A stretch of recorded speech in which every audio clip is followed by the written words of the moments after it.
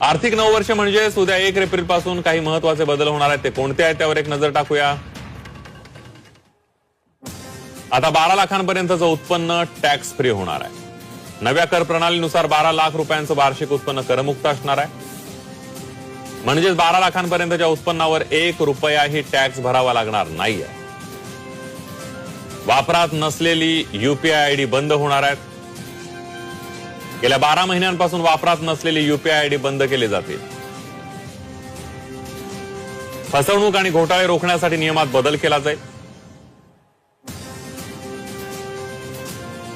लाभांशासाठी pan आधार link करणं आवश्यक आहे.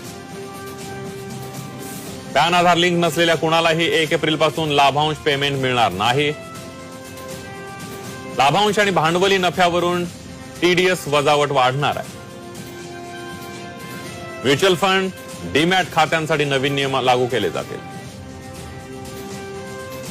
केवायसी आणि नॉमिनीच्या माहितीची पुन्हा पडताळणी करावी लागेल.